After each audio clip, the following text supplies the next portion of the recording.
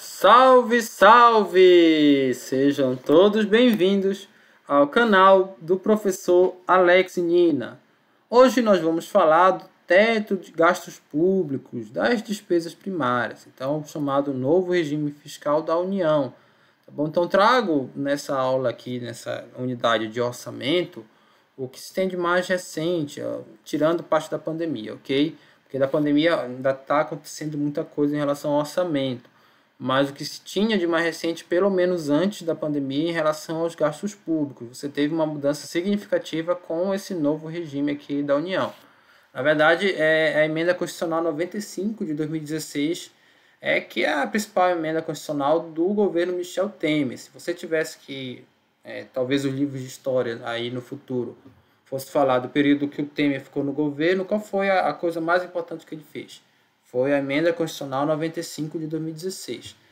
Estabelece que a despesa primária da União não pode crescer em ritmo superior à taxa da inflação.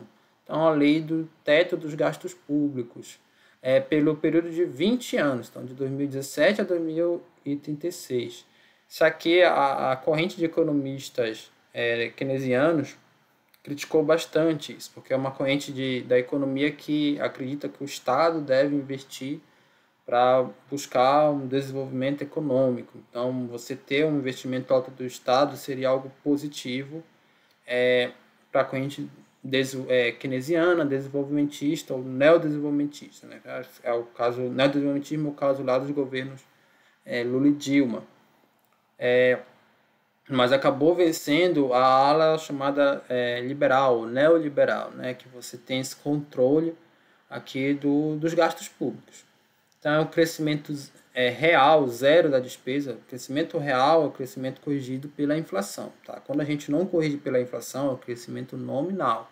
Mas aí, quando a gente corrige pela inflação, crescimento real.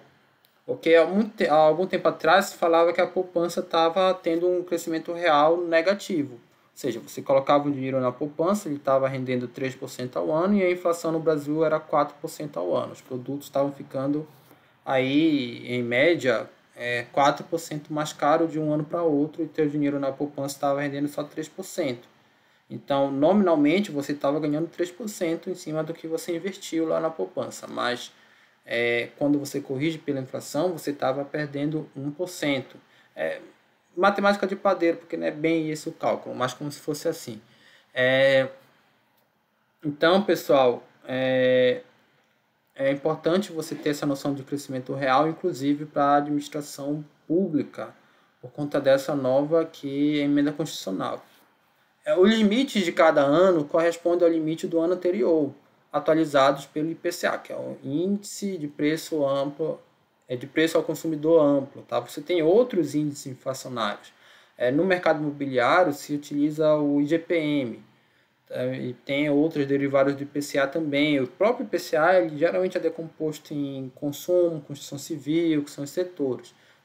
Mas você tem o amplo que considera tudo.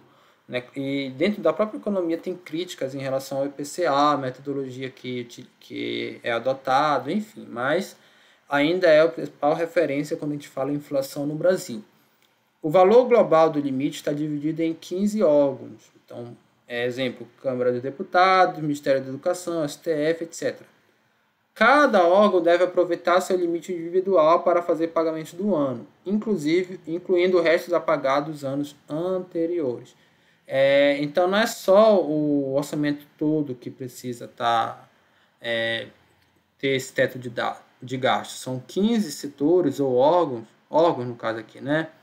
Que também tem que respeitar o limite do teto de gastos.